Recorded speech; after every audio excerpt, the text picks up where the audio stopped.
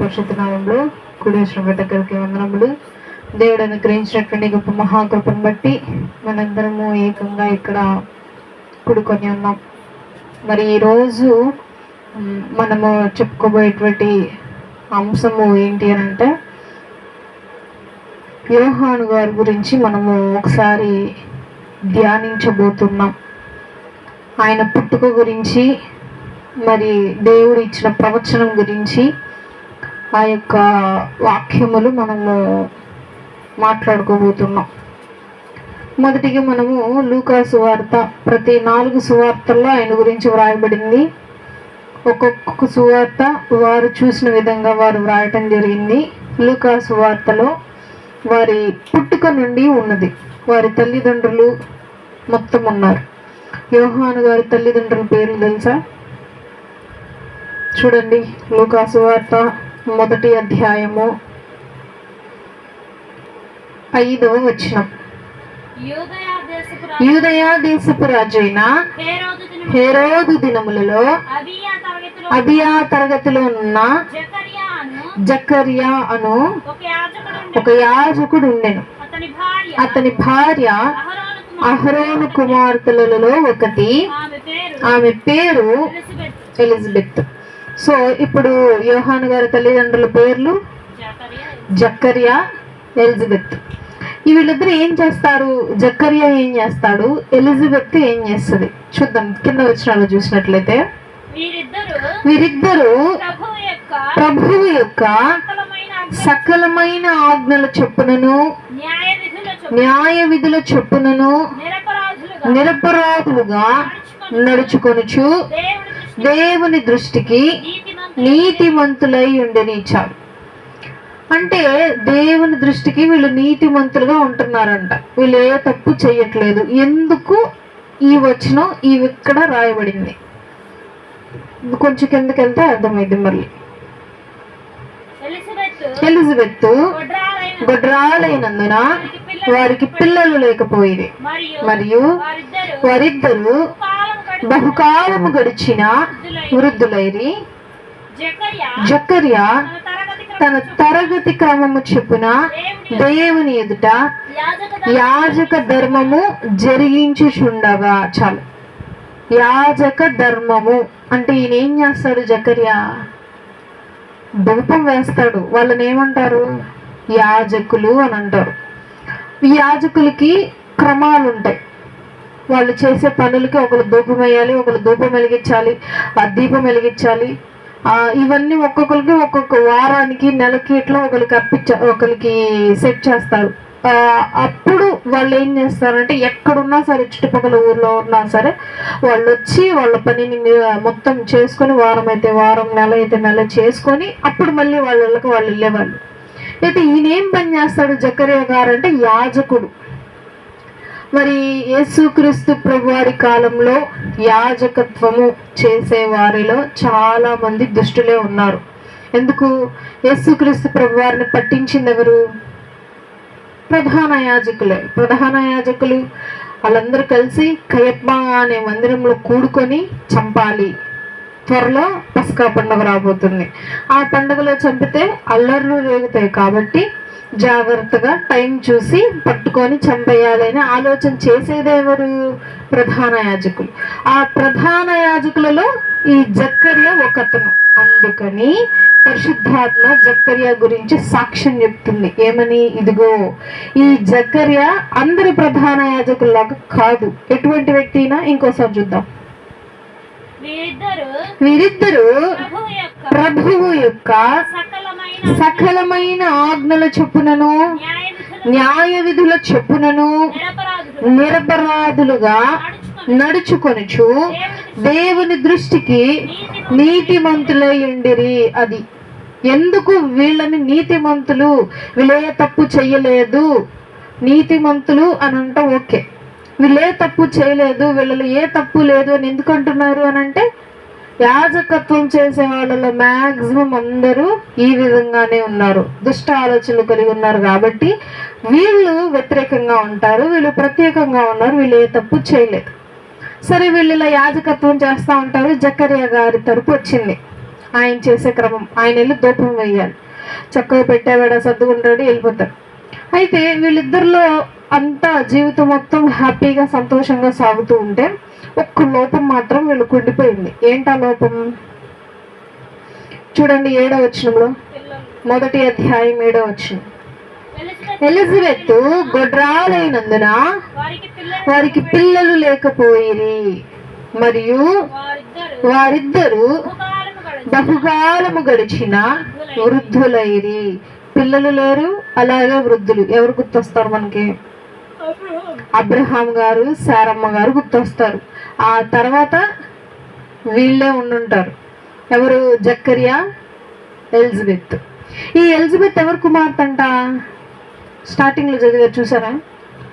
చూడండి 5వ వచనం.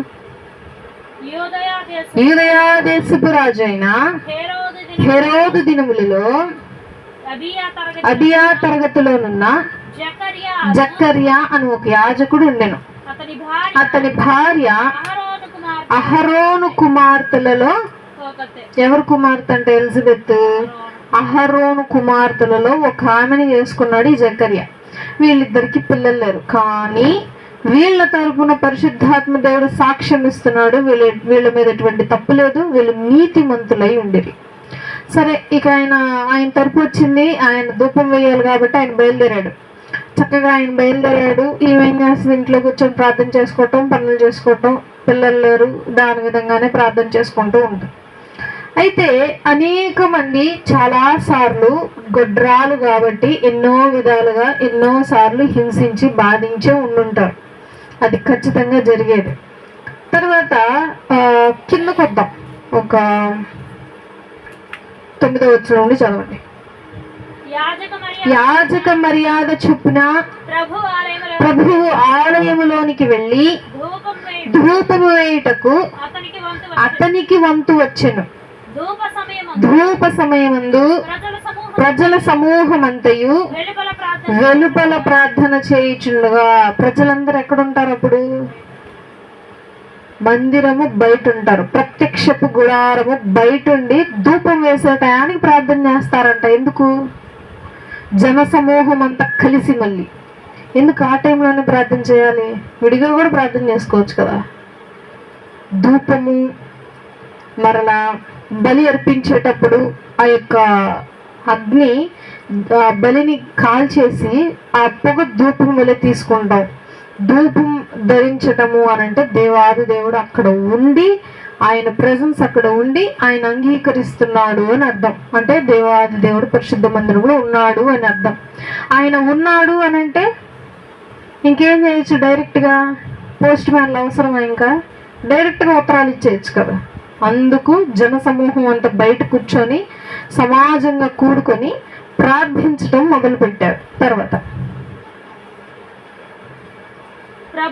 ప్రభువు దూత ధూప వేదిక కుడివైపున నిలిచి అతనికి కనబడగా, ధూపం వేస్తున్నాడు నుంచొని, పక్కన కుడివైపున నుంచి ఉందంటే దేవదూత.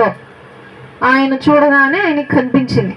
ప్రత్యక్షపు గుడారంలో ఎన్ని కిటికీలు ఉంటాయి, ఎన్ని తలుపులు ఉంటాయి, ఎన్ని లైట్లు ఉంటాయి, ఎన్ని ఫ్యాన్లు ఉంటాయి చెప్పండి.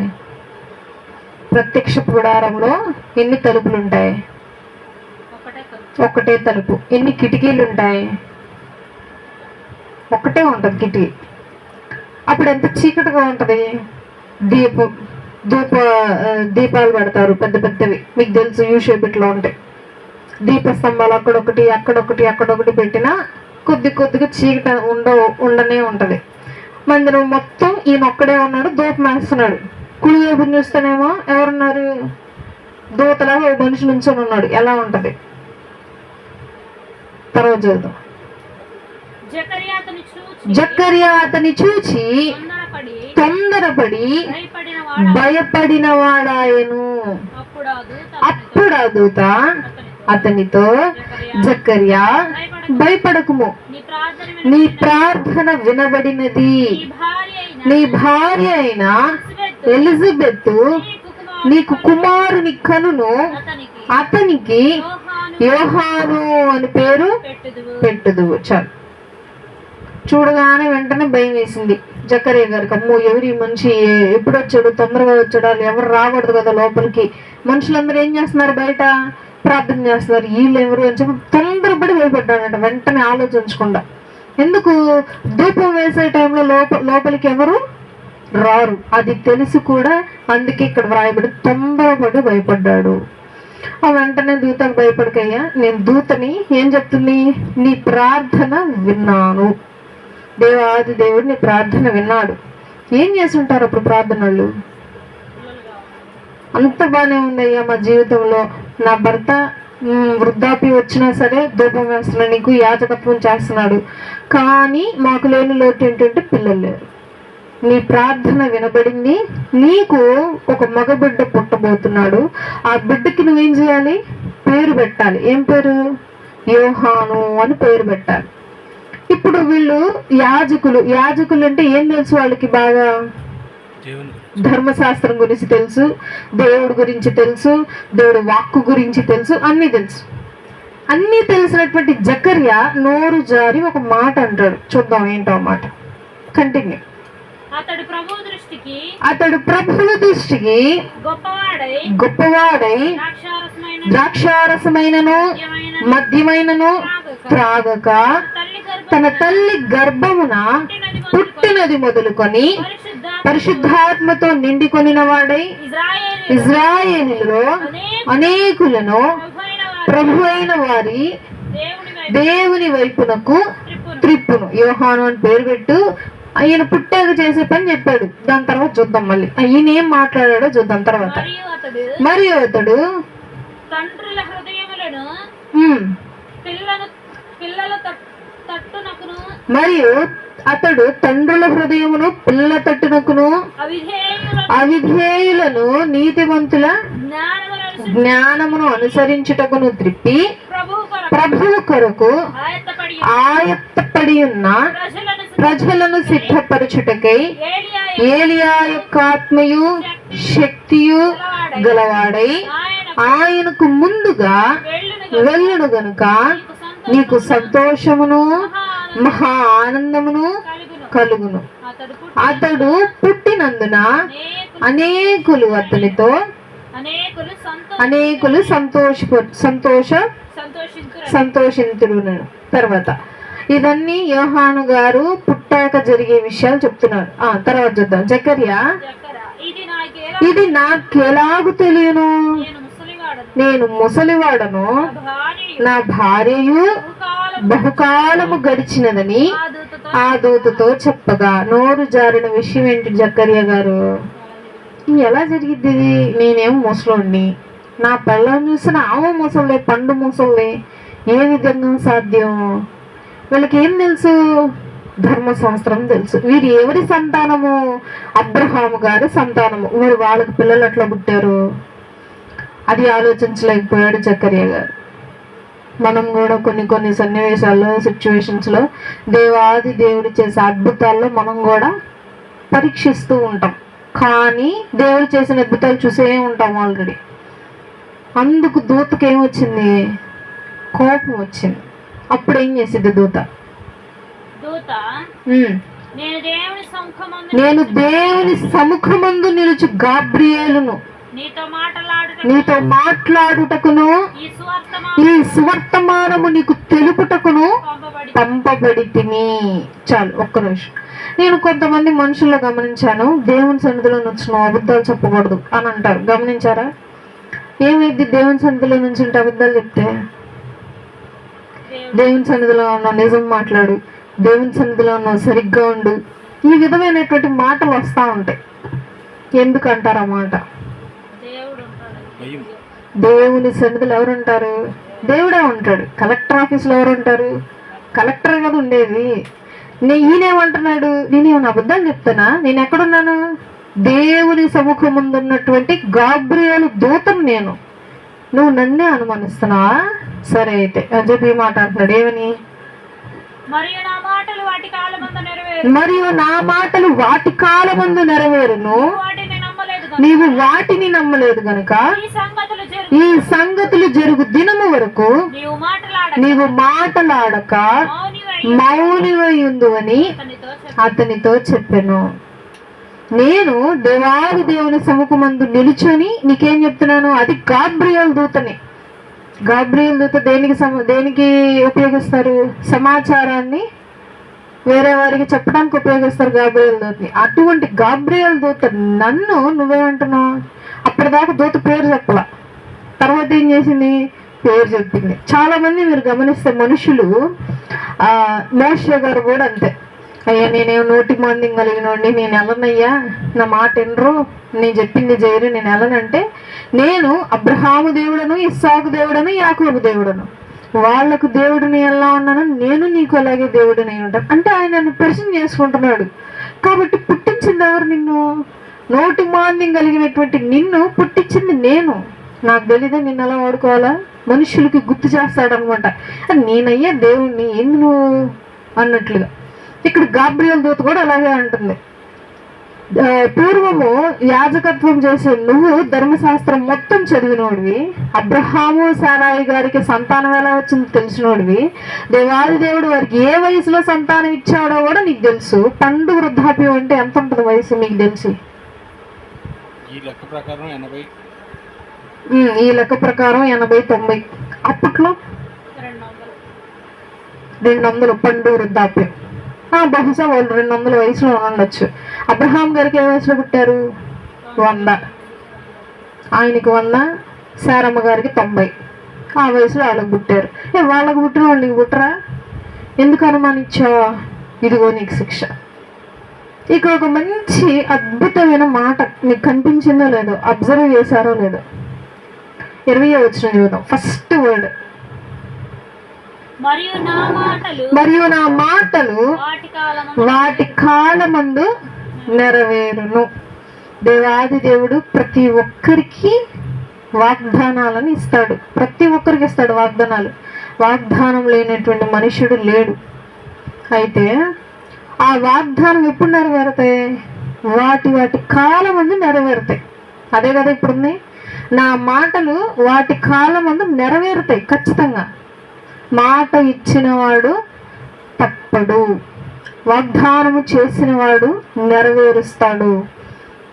సో అటువంటి మాట ఇచ్చినటువంటి దేవాది దేవుడి మాట ఒకానప్పుడు నెరవేరుద్ది, కానీ నెరవేరకుండా మాత్రం ఉండదు. సమయం పట్టచ్చు. ఇప్పుడు బిడ్డ కడుపులో నుండి పెరిగి పుట్టాలంటేనే 9 నెలలు పడుతుంది. అంటే నీకు బిడ్డ పుట్టేసరికి 10 నెలలకే నీకు చేతికి వస్తాడు బిడ్డ. అంటే 10 నెలలు సమయం పట్టిద్ది దేవుడి మాట నెరవేర్చబట్టని. కానీ దేవుడు మాట ఇచ్చాడంటే మాత్రం తప్పడు. నేను చెప్పినటువంటి మాట సరైన క్రమంలో రాబోయే రోజుల్లో మాట నెరవేరిద్ది. అయితే నేను చెప్పింది నువ్వు నమ్మలేదు కనుక ఆ బిడ్డ పుట్టి నీ చేతిలో పెట్టబడేదాకా నువ్వేమై ఉంటావు? మౌనివై ఉంటావు. అంటే మోగువాడు అయిపోయాడు. మాటలు లేవు, సంజ్ఞలు చేయడం మొదలు పెట్టాడు అందరికి. ఇంకా ఇప్పుడు ఒక మనిషి ధూపం వేయటానికి వెళ్ళాడు. ధూపం వేస్తున్నాడు యాజకుడు. వేసాడు, బయటకు వచ్చేసరికి సైకిల్ చేయడం మొదలు పెట్టాడు. ఏమనుకుంటారు అప్పుడు?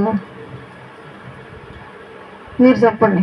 ఇప్పుడే కదా మాట్లాడుకుంటే వెళ్ళాడు లోపలికి, బయటకు వచ్చేసరికి సైకిల్ చేస్తాడు. నోరు రావట్లేదు, మాటలు రావట్లేదు, నాలుక తడబట్టలేదు, నాలుక మడత పడిపోయింది. ఆయన మాట్లాడేటప్పుడు సడలేను ఆయన నాలుక అని ఉంటుంది. సడలటం అంటే ఏంటి? నాలుక సరి చేసుకోవటం అంట నాలుకని సడలటం అంటే. అప్పటిదాకా ఆయన నాలుక ఎట్లుంది? ఇప్పుడు మాట్లాడకుండా మోగోడుగా సంజ్ఞలు చేస్తా ఉన్నాడు. చూద్దాం దాని కింద వచ్చిన ప్రజలు జకర్యా కొరకు కనిపెట్టుచుండి ఆలయమునందు అతడు ఆలస్యం చేసినందుకు ఆశ్చర్యపడి. ఎందుకు ఆశ్చర్యం? ఎందుకు? అయితే ఇప్పుడు ఎక్కడ వచ్చా? ఆయన ఆలస్యం చేస్తున్నాడు. ఎందుకు ఆలస్యం చేస్తున్నాడు? ఆలస్యం అయిందని చెప్పి ఆశ్చర్యపడుతున్నారు బయట జనం. ఇప్పుడు నేనున్నాను, ఎగ్జాంపుల్గా చర్చిలో ఉన్నాను, ప్రార్థన చేసుకుంటున్నాను. మొత్తం ప్రార్థన అంతా అయిపోయింది, అయినా కూర్చొని ప్రార్థన చేసుకుంటున్నాను. ప్రార్థన చేసుకుంటా ఉన్నాను. మీరేమనుకుంటారు? మా చర్చిలో ఉంది కదా ప్రార్థన చేసుకుంటుంది. ఓ రోజు ఉన్నాను, ఆ ఉపవాసం ఉండి ప్రార్థన చేసుకుంటుందేమో అనుకోవచ్చుగా.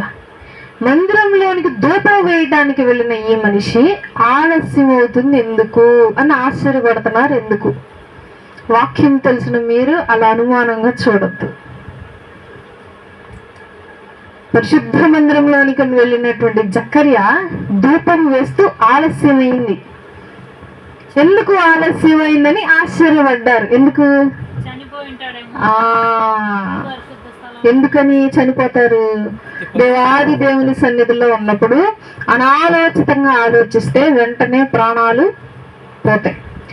అహరోను కుమార్తెలు అప్పుడే ఈ పరిశుద్ధ మందిరం మొత్తం కాన్సెప్ట్ వచ్చింది.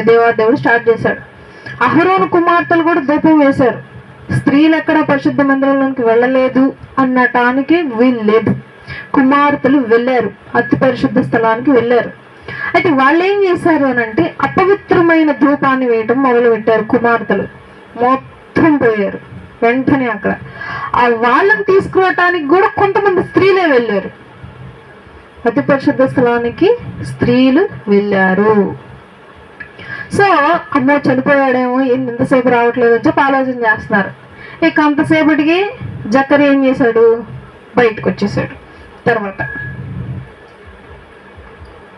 దాని తర్వాత వచ్చిన అతడు వెలుపలికి వచ్చినప్పుడు వారితో మాటలాడలేకపోయినందున ఆలయమునందు అతనికి దర్శనము కలిగినదని వారు గ్రహించిరి. అంటే అప్పట్లో దేవాది దేవుణ్ణి చూస్తే ఏమేమి డిఫెక్ట్స్ బాడీలో కలిగేవో గుర్తించేవాళ్ళు మనుషులు. ఏం కలిగింది ఈయనలో? ఒక డిఫెక్ట్, మాట్లాడటం వల్ల కావట్లేదు, మూగవాడు అయిపోయాడు. మూగవాడు అయిపోయాడంటే దేవుడు మాట్లాడుంటాడు, దేవుడు మహిమ పడి ఉంటుంది. కొన్ని రోజులైనా మాట్లాడతాడులే, ఇంకింతే కదా అప్పట్లో మాటలు. సరే అని చెప్పి తర్వాత దేవాది దేవుడు అతనికి ఉన్నటువంటి స్వరాన్ని తీసేశాడు. ఇక అలాగే మూగ సైకిల్ చేసుకుంటూ తన ఊరికి తాను వెళ్ళిపోయాడు. తర్వాత అప్పుడు అతడు వారికి సంజ్ఞలు చేయుచు మూగవాడై ఉండెను. అతడు సేవ చేయు దినములు సంపూర్ణమైనప్పుడు తన ఇంటికి వెళ్ళాను. చెప్పాను కదా, ఒక యాజకుడు తన తరపు తన వంతు వచ్చినప్పుడు నెల రోజులు వారం రోజులు అక్కడే ఉంటాడు. తర్వాత మరలా తన ఊరు తాను వెళ్ళిపోతాడు. ఎన్ని వారాలు అయి ఉండొచ్చు అనేది న్యాయాధిపతుల్లో క్రమాలు ఉంటాయి అన్నమాట. ఆ క్రమం కూడా ఈయన స్టార్టింగ్ లో అభియా తరగతిలో ఉన్నటువంటి వ్యక్తి. కొన్ని తరగతులుగా నియమించారు అప్పట్లో న్యాయాధిపతులు. ఆ తరగతుల్లో ఉన్న మనుషులు ఈ నెలలో రావాలి, ఈ నెలలో వెళ్ళిపోవాలి. ఆ విధమైనటువంటి ప్రక్రియ ఉంటుంది వాళ్ళకి. సో అభియా తరగతిలో ఉన్నటువంటి వ్యక్తి జకర్యా ఆ క్రమం అయిపోయింది. పెట్టేవాడతో సర్దుకున్నాడు, భార్య దగ్గరికి తన సొంత ఇంటికి ప్రయాణమై వెళ్ళిపోయాడు. తర్వాత ఆ దినములైన పిమ్మట అతని భార్య ఎలిజబెత్ గర్భవతి అయి తీసివేయుటకు నన్ను కటాక్షించిన దినములలో ప్రభు ఇలాగు చేసిననుకొని 5 నెలలు ఇతరుల కంట పడకుండెను. ఆయన ఎప్పుడైతే మొత్తం అయిపోయిందో, సంపూర్ణం అయిపోయింది, ఇంటికి వెళ్ళేసరికి ఏమైంది? 3 రోజులకి 4 రోజులకి బిడ్డ, లేదా 4 రోజులకి బిడ్డ కడుపులో పడింది. అనుమానం వచ్చింది, ఏంటి తేడాగా ఉంది, ఏమో ఒకవేళ పిండం కదా వీక్గా ఉండి పోయిద్దేమో అన్న ఉద్దేశంతో వీళ్ళు ఏం చేశారు? ఒకవేళ మనం సంతోషపడి బయట చెప్పినా తర్వాత మళ్ళీ పోయినా అవమానం అని చెప్పి 5 నెలలు ఆమె ఎవరి కంటపడకుండా ఇంట్లోనే ఉంది జాగ్రత్తగా. 5 నెలల తర్వాతే కన్ఫర్మ్ చేస్తారన్నమాట. అప్పుడు దాకా ఫీటల్ ఏమవుతుందంటే వీక్గా ఉంటుంది. 5 నెలలు ఆమెను భద్రంగా చూసుకున్నాడు జకర్యా గారు.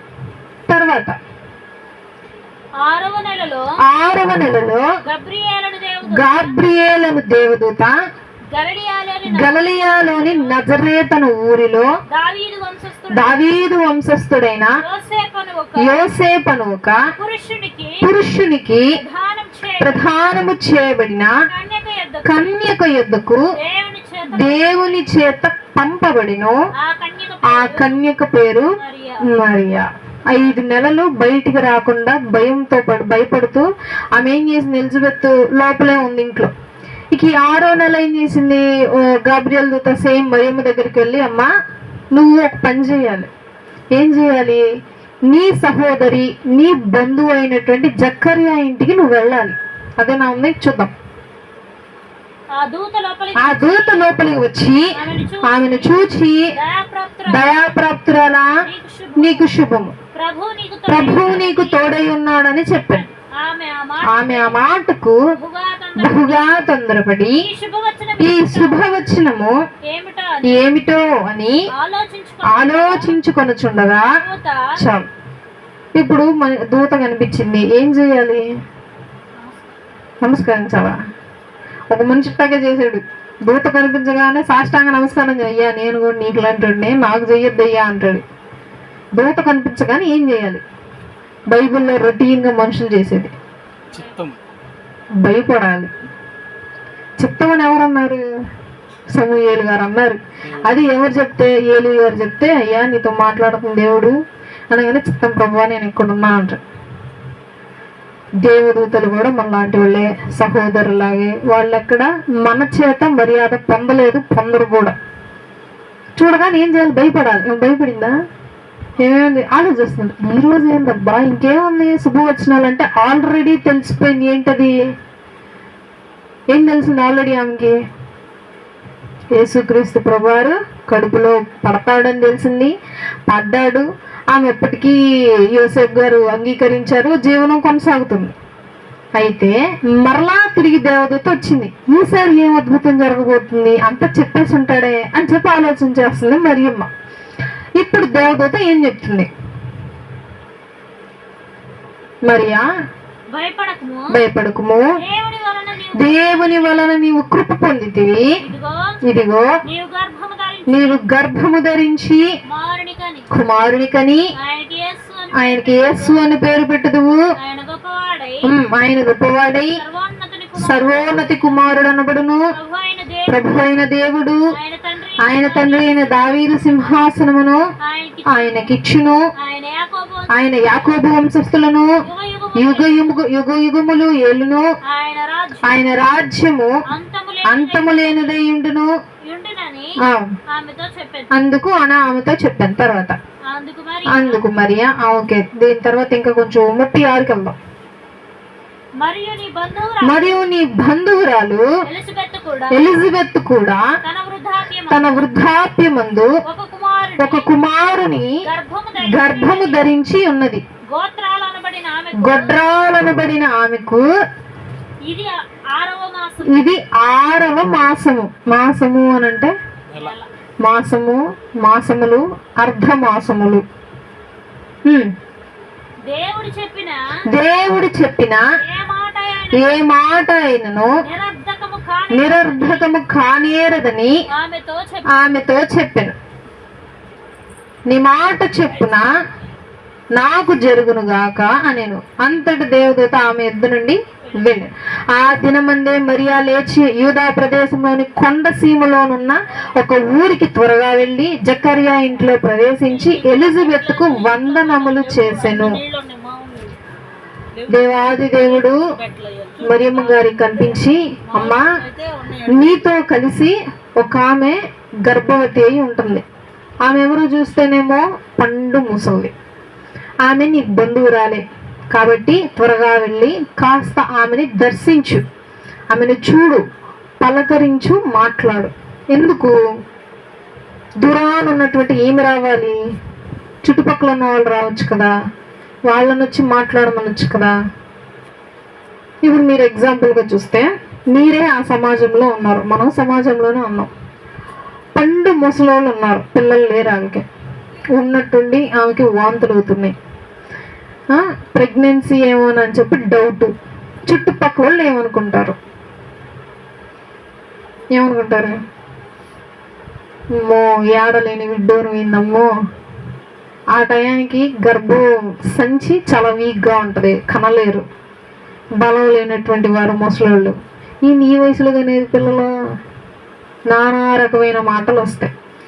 సరే నెలకే చెప్పారనుకో, తర్వాత వీక్ కాబట్టి పిండం జారిపోతే అంతగా ఆశపడింది పోయిందమ్మా అని చెప్పి నానా రకమైన మాటలు వస్తాయి. ఇవన్నీ మనకి ఎందుకని చెప్పి 5 నెలలు ఇంట్లోనే ఉంది. ఒకవేళ మరియమ్మ రాకపోతే, ఎవరు వచ్చి పలకరించకపోతే వాళ్ళ పరిస్థితి ఏంటి? అట్లా ఉండిపోయారు. ఇంకా అందుకు దేవదూత ఏం చేసింది, మరియమ్మ దగ్గరికి వెళ్ళి, ఇదిగో నీకు ఎలాగో బిడ్డ పుట్టబోతున్నాడు కాబట్టి నీకంటే తర్వాత అంటే 6 నెలల తర్వాత మరియమ్మకి బిడ్డ పుట్టడం స్టార్ట్ అయ్యింది. అంటే గర్భంలో పిండం మొదలవటం స్టార్ట్. 6 నెలల తేడా వాళ్ళిద్దరికి. నువ్వు బయలుదేరి వెళ్ళి వాళ్ళని పరిచయం చేసుకో. లైక్ ఆల్రెడీ పరిచయిస్తులే కానీ దూరపు బంధువులు కాబట్టి మాట్లాడు, ఎట్లా ఉన్నారో కుశల ప్రశ్నలు అడుగు, మాట్లాడి వాళ్ళకి కావాల్సినవి చెయ్యి, బయటికి రప్పించు వాళ్ళని. ఫస్ట్ వెళ్ళింది, మాట్లాడింది, వాళ్ళకి కావాల్సినవి చేసింది, వాళ్ళు బయటకు రావటం మొదలు పెట్టారు. అప్పుడు ఏం జరిగిందో చూద్దాం. ఒక అద్భుతం. 41 జకరియా ఇంట్లో ప్రవేశించి ఎలిజబెత్కు వందనములు చేశాను. ఎలిజబెత్ మరియా యొక్క వందన వచనములు వినగానే ఆమె గర్భములో శిశువు గంతులు వేసెను. చాలు. ఏది మరియమ్మ గారు ఏమన్నారు? అమ్మా వందనాలమ్మా, వందనాలు చెప్పిద్దామా? మన భాషలో వందనాలు అని చెప్పారు. ఆమె ఏ విధంగా మాట్లాడుండిందో, ఆమె ఏ విధంగా పలకరించి ఉండిందో, మనం ఏమని పలకరిస్తాం? అమ్మా ఏం చేస్తున్నారమ్మా, ఎట్లున్నారు, ఇంట్లో ఉన్నారా లేరా, బయట ఉండి మాట్లాడే మాటలు, ఈ విధంగా ఏమైనా మాటలు మాట్లాడి ఉండొచ్చు. దానిని మనకు అర్థమయ్యే విధంగా వందనాలు అని చెప్పారు. అయితే వందనాలు అని చెప్పగానే కడుపులో ఉన్నటువంటి శిశువు గంతులు వేయటం మొదలుపెట్టింది. 6 నెలలకి బిడ్డ ఎలా ఉంటాడు? కడుపులో ఉన్నట్టు బిడ్డ 6 నెలలకి ఎలా వస్తాడు? 6 నెలలకి ఫస్ట్ ఏంటి? గుండె ఇంత ఉంటుంది, తర్వాత కాళ్ళు, చేతులు, బ్రెయిన్ మొత్తం. అంటే సగానికి సగం బిడ్డ ఫామ్ అయిపోతాడు 6 నెలలకి. 6 నెలల బిడ్డ కడుపులో ఉండి గంతులేస్తుందంట. ఎందుకు గంతులేస్తుంది? మరియమ్మ గొంతు విని. ఎందుకు ఆమె గొంతు విని ఈయన గంతులేయాలి? లోపల యేసుక్రీస్తు ప్రభువారు రాబోతున్నారు. ఆయన వస్తే ఈయనకేంటి? యేసుక్రీస్తు ప్రభువారు మరియమ్మ గారి గర్భంలో స్టార్ట్ అవుతున్నాడు, పుట్టబోతున్నాడు అంటే ఆయనకి ఎందుకు, యోహాను గారికి ఎందుకు అంత సంతోషం? దేవాది దేవుని మార్గము సరళము చేయడానికి వచ్చేటువంటి వ్యక్తే ఈ యోహాను గారు. ఆయన చెప్పులు మోయుటకైనను నేను పాత్రుడను కాను అని అంటాడు ఆయన. అందుకు అయ్యా నా దేవుడు వచ్చాడు, నా రక్షకుడు వచ్చాడు అని చెప్పి కడుపులో ఉండి గంతులేస్తుంది ఆ బిడ్డ. అప్పుడు ఎలిజబెత్కి పరిశుద్ధాత్మ నిండుకొనినది. కొన్ని ఆశీర్వాద వచనాలు ఎవరి గురించి పలుకుతుంది? మరియమ్మ గారి గురించి పలుకుతుంది. ఏమని పలుకుతుందో చూడండి. స్త్రీలలో నీవు ఆశీర్వదింపబడిన దానవు, నీ గర్భఫలమును ఆశీర్వదింపబడును. నా ప్రభు తల్లి నా ఎదుటకు వచ్చుట నాకు ఎలాగు ప్రాప్తించును? ఇదిగో నీ శుభవచనము నా చెవిన పడగానే నా గర్భంలోని శిశువు ఆనందముతో గంతులు వేసెను. ప్రభు ఆమెకు తెలియజేసిన మాటలు సిద్ధించునుగాక గనుక నమ్మిన ఆమె ధన్యురాలు అని నేను ఆమె గురించి చెప్తున్నారనమాట. మరియమ్మ గారు దేవాది దేవుడు ఎందుకు ఆమెను మాత్రమే ఎంచుకున్నాడు, ఆమె గర్భాన్ని ఎంచుకొని భూలోకానికి వచ్చాడు అనేది అంత క్లుప్తంగా ఎక్కడ వ్రాయబడలేదు. అయితే ఇక్కడ వ్రాయబడి ఉంది, నీవు స్త్రీలలో గొప్పదానివి. ఎందుకు దేవాది దేవుడు ఎంచుకున్నాడు నేను? నీ గర్భఫలము ఆశీర్వదింపబడింది అంటే అర్థం ఏంటి? నీ గర్భఫలము ఆశీర్వదింపబడింది అంటే ఏంటి? యేసుక్రీస్తు ప్రభువారే కాదు, ఇంకా ఆయనకి ఆమెకు పిల్లలు ఉన్నారా లేరా? ఇంకా ఉన్నారు, కూతుళ్ళు ఉన్నారు, కొడుకులు ఉన్నారు. అంటే యేసుక్రీస్తు ప్రభువారితోనే నీకు సంతానం అయిపోదు, తర్వాత ఇంకా నీకు బిడ్డలు పుడతారని ముందే చెప్పేశాడు దేవాదేవుడు.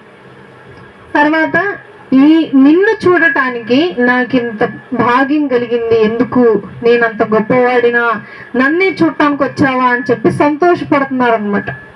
తర్వాత నా ప్రాణము ప్రభువును గనపరచుచున్నది, ఆయన తన దీనురాలి దీన స్థితిని కటాక్షించును. ఇదంతా ఆమె గురించే ప్రవచనం. తర్వాత 57వ వచనం చూద్దాం.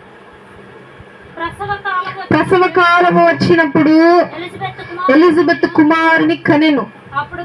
అప్పుడు ప్రభువు ఆమె మీద మహాకనికరం ఉంచెనని ఆమె పొరుగువారు బంధువులను విని ఆమెతో కూడా సంతోషించిరి. ఎందుకు మహాకనికరం చూపించారు అని అంటున్నారు?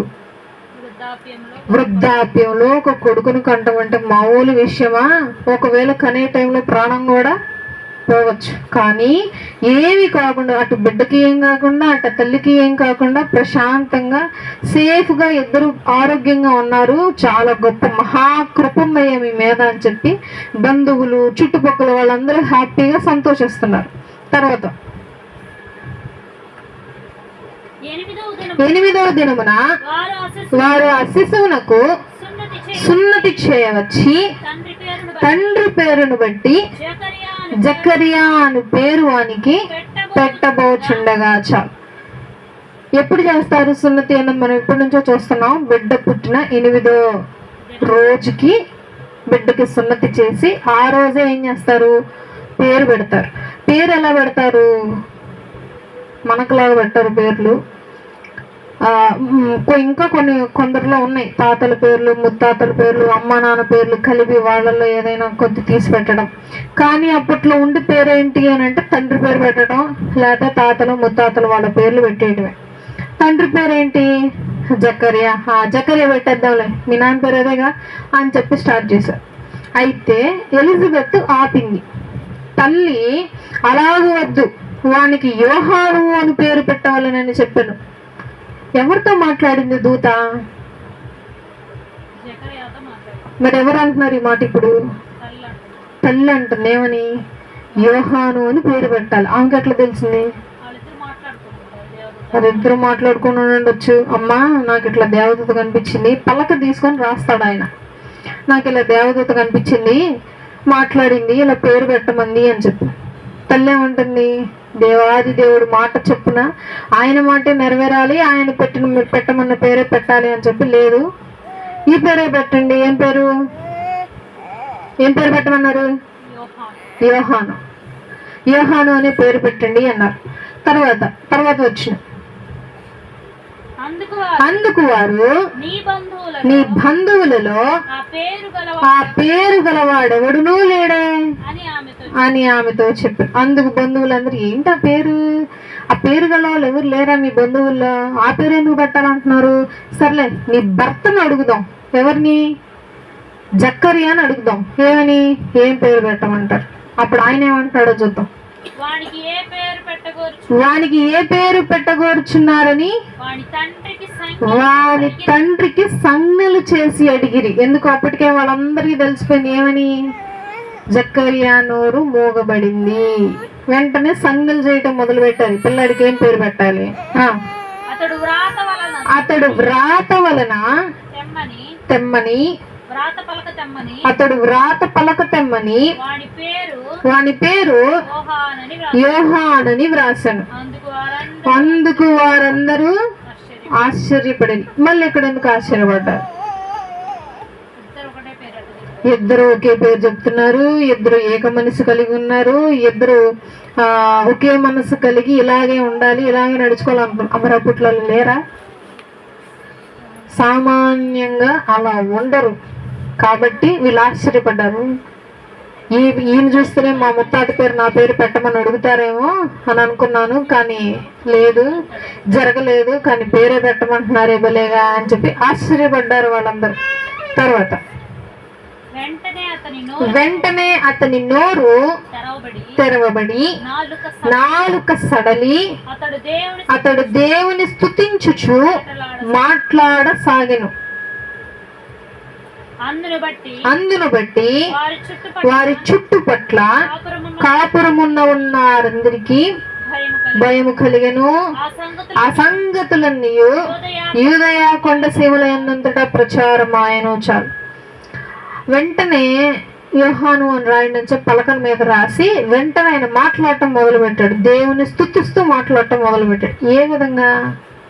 నాలుకని సడలించాడంట. సడలించడం అంటే ఇప్పుడు గొంతు ఉంది, గొంతు సడలించటము అని అంటే,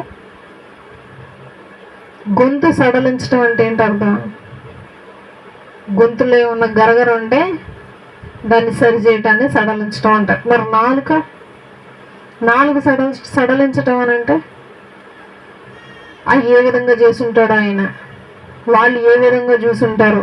అందుకే వాళ్ళకి ఏం వేసింది? భయం వేసింది. వెంటనే భయపడ ఆ వార్త ఊరు మొత్తం తెలిసిపోయింది. ముసలుడైనటువంటి జకర్యా నాలుగు సడలించడం వెరైటీగా అని చెప్పి మొత్తానికి తెలిసిపోయింది. తర్వాత